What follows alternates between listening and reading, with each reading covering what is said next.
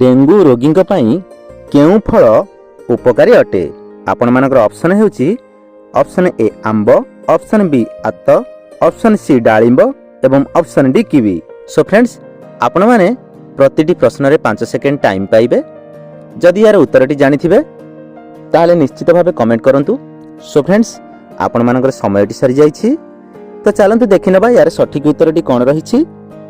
यार सठिक उत्तरटी हेउछि option D kiwi. Kiwi फल खाइबा द्वारा डेंगू रोगी उपकारी अटे। तेबे चलंतु देखिनबा परवर्ती प्रश्न कोन रहिछि। केउं रोगी कंधमूल रामबाण परी अटे? ऑप्शन ए काश, ऑप्शन बी कोष्ठकाठिन्य, ऑप्शन सी जंडिस एवं ऑप्शन डी आंठु व्यथा। आपण मानकर समय आरंभ होछि एबेठारु। 4, 3, 2, 1 वेलकम। सो फ्रेंड्स आपण मानकर समयटी सरी जाइछि, तो चलंतु देखिनबा यार सठिक उत्तरटी कोन रहिछि। यार सठिक उत्तरटी होछि ऑप्शन बी कोष्ठकाठिन्य। कंधमूल कोष्ठकाठिन्य रोगी पई रामबाण परी अटे।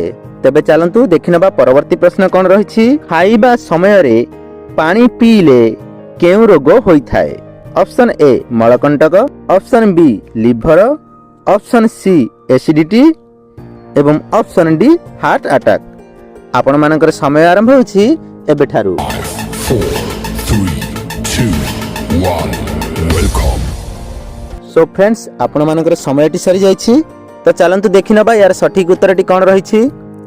यार सठिक उत्तरटी होछि ऑप्शन सी एसिडिटी। खाइबा समय रे पानी पीले एसिडिटी होइथाय। तेबे चलंतु देखिनबा परवर्ती प्रश्न कोन रहिछि।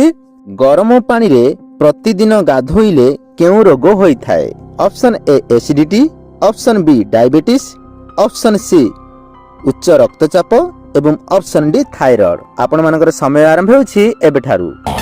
4, 3, 2, 1 वेलकम। सो फ्रेंड्स आपण मानकर समयटी सरी जाइछि, तो चलंतु देखिनबा यार सठिक उत्तरटी कोन रहिछि। यार सठिक उत्तरटी होछि ऑप्शन सी उच्च रक्तचाप।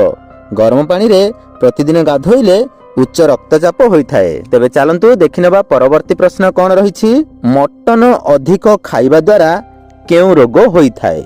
ऑप्शन ए मधुमेह, option B heart attack, option C रक्तचाप एवं ऑप्शन डी थायराइड। आपण मानकर समय आरंभ होछि एबेठारु। 4, 3, 2, 1 वेलकम। सो फ्रेंड्स आपण मानकर समयटी सरी जाइछि, तो चलंतु देखिनबा यार सठिक उत्तरटी कोन रहिछि। यार सठिक उत्तरटी होछि option B heart attack. Mutton अधिक खाइबा द्वारा हार्ट अटैक होइथाय। तेबे चलंतु देखिनबा परवर्ती प्रश्न कोन रहिछि। केउं पत्रर रस पीबा द्वारा निशा करुथुया व्यक्ति निशा द्रव्य ठारू दूरेई जिबे? ऑप्शन ए बाइगण पत्र, ऑप्शन बी बेल पत्र, ऑप्शन सी तुलसी पत्र एवं ऑप्शन डी अपामारक पत्र। आपण मानकर समय आरंभ होछि एबेठारु। 4, 3, 2, 1 वेलकम। सो फ्रेंड्स आपण मानकर समयटी सरी जाइछि, तो चलंतु देखिनबा यार सठिक उत्तरटी कोन रहिछि। यार सठिक उत्तरटी होछि ऑप्शन ए बाइगण पत्र। बाइगण पत्र रस पीबा द्वारा निशा करुथुया व्यक्ति निशा द्रव्य ठारू दूरेई रहिबे। तेबे चलंतु देखिनबा परवर्ती प्रश्न कोन रहिछि। जणे सुस्थ मनुष्यर आखि केते दूर पर्यंत देखि पारिबो? ऑप्शन ए 2 किम, ऑप्शन बी 10 किम एवं ऑप्शन सी 15 किम एवं ऑप्शन डी 20 किम। आपण मानकर समय आरंभ होछि एबेठारु। 4, 3, 2, 1 वेलकम। सो फ्रेंड्स आपण मानकर समयटी सरी जाइछि, तो चलंतु देखिनबा यार सठिक उत्तरटी कोन रहिछि। यार सठिक उत्तरटी होछि ऑप्शन डी 20 किम। जणे सुस्थ मनुष्यर आखि 20 किलोमीटर पर्यंत देखा जाई परिबो। तेबे चलंतु देखिनबा परवर्ती प्रश्न कोन रहिछि आपनकर। गोल मरीच सहित कोन पीले मनुष्यर दृष्टि शक्ति बढ़ी थाए? ऑप्शन ए क्षीर, ऑप्शन बी उषुम पानी, ऑप्शन सी लेंबू पानी एवं ऑप्शन डी ठंडा पानी। आपण मानकर समय आरंभ होछि एबेठारु। 4, 3, 2, 1 वेलकम। सो फ्रेंड्स आपण मानकर समयटी सरी जाइछि, तो चलंतु देखिनबा यार सठिक उत्तरटी कोन रहिछि। यार सठिक उत्तरटी होछि ऑप्शन ए क्षीर। गोलमरीच सहित क्षीर पीले मनुष्यर दृष्टि शक्ति बढ़ी थाए। ତେବେ ଚାଲନ୍ତୁ ଦେଖିନେବା ପରବର୍ତ୍ତୀ ପ୍ରଶ୍ନ କ'ଣ ରହିଛି ଆପଣଙ୍କର। ଛେଳିର କଲିଜା ଖାଇବା ଦ୍ୱାରା ମଣିଷ କେଉଁ ରୋଗରୁ ଶୀଘ୍ର ଭଲ ହୋଇଥାଏ? ଅପସନ୍ ଏ ରକ୍ତହୀନତା, ଅପସନ୍ ବି ଛାତି ଜଳାପୋଡ଼ା, ଅପସନ୍ ସି କିଡନୀ ରୋଗ ଏବଂ ଅପସନ୍ ଡି ହାର୍ଟ ରୋଗ। ଆପଣମାନଙ୍କର ସମୟ ଆରମ୍ଭ ହେଉଛି ଏବେଠାରୁ।